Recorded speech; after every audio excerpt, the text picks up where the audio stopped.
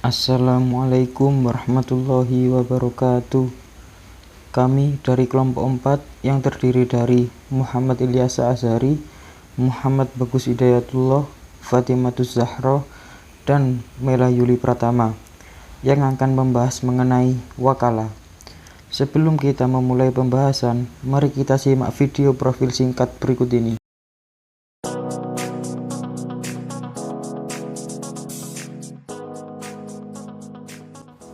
Universitas Sunan Ampel Surabaya merupakan perguruan tinggi keagamaan Islam di Surabaya yang memiliki visi menjadi universitas Islam negeri yang unggul dan kompetitif bertaraf internasional.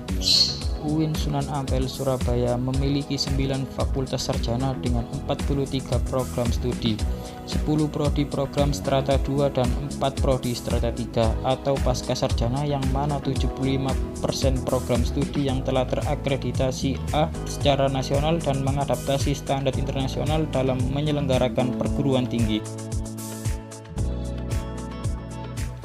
Fakultas Syariah dan Hukum merupakan salah satu fakultas yang ada di UIN Sunan Ampel Surabaya yang berupaya mempelajari ilmu hukum dan syariah Islam dan memiliki 6 program studi, yaitu perbandingan madhab, hukum tata negara, hukum pidana Islam, ilmu falak, hukum ekonomi syariah, dan hukum keluarga Islam.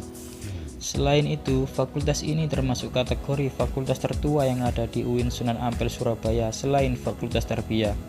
Fakultas ini merupakan fakultas yang memiliki banyak prestasi, salah satunya ialah juara 1 lomba debat hukum se-Jawa Timur. Hukum Ekonomi Syariah merupakan salah satu prodi di Universitas Sunan Ampel Surabaya yang memiliki visi menjadi pusat kajian hukum ekonomi syariah yang unggul dan kompetitif bertaraf internasional pada tahun 2025 serta memiliki 3 misi program studi, yaitu 1. Menyelenggarakan pendidikan dan pengajaran di bidang hukum ekonomi syariah yang unggul dan berdaya saing. 2. Mengembangkan penelitian ilmiah di bidang hukum ekonomi syariah. 3. Yang relevan dengan kebutuhan masyarakat. Mengembangkan pemberdayaan di bidang hukum ekonomi syariah berbasis riset.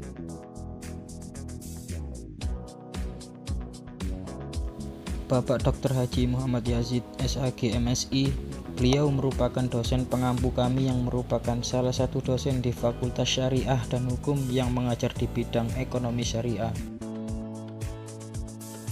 Ibu Novi Febrianti, ME, beliau merupakan asisten dari Bapak Dr. Haji Muhammad Yazid, SAG MSI, yang telah kami sebutkan sebelumnya.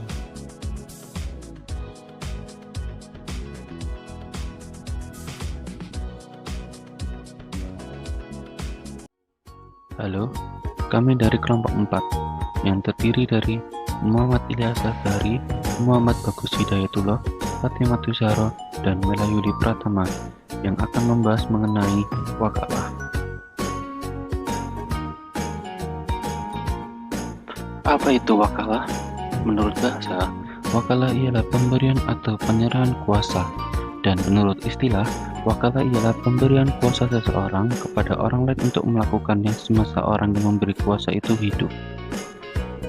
Rukun wakalah ada 3, yaitu mewakil atau orang yang mewakilkan atau yang memberi kuasa, kemudian wakil atau orang yang mewakili atau yang diberi kuasa, kemudian anak baru an-niyabah atau perkara yang diwakilkan. Selanjutnya, syarat dan rukun dari ketiga tersebut. Mewakil atau yang mewakilkan memiliki 2 syarat, yaitu harus mukallaf dan pemilik sah yang dapat bertindak atas sesuatu yang diwakilkan. Kemudian wakil atau yang mewakili memiliki 2 syarat, yaitu telah diberi tugas oleh wakil dan dapat mengerjakan tugas yang diwakilkan kepadanya. Yang selanjutnya, ada 3 syarat dari objek yang diwakilkan. Sigot ijab qabul. Yang pertama, bahasa dari pemberi kuasa harus mewakili kerelaannya menyerahkan kuasa kepada wakil, baik berbentuk syar'i atau jelas sebagaimana ucapan atau sindiran dan dapat ditafsirkan berbeda.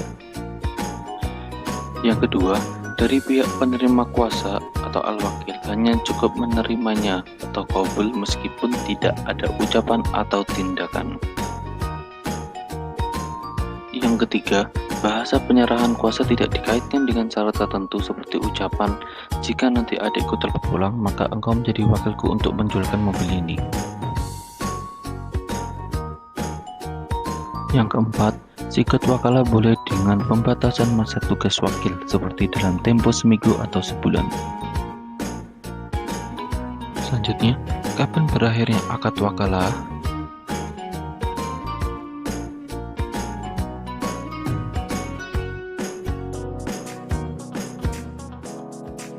Implementasi akad wakalah pada lembaga keuangan mikro syariah dalam upaya pemberian kuasa kepada nasabah untuk membeli barang yang telah disepakati antara nasabah dengan pihak lembaga keuangan mikro syariah. Ini dikarenakan pihak lembaga keuangan mikro syariah memiliki keterbatasan untuk membeli barang tersebut. Keterbatasan tersebut baik dari segi waktu maupun tenaga yang ada. Oleh karena itu, pihak lembaga keuangan mewakilkan kepada nasabah untuk membelinya. Hal ini juga disebabkan karena bolehnya melakukan akad wakalah di dalam pembiayaan murabahah sesuai dengan fatwa DSN.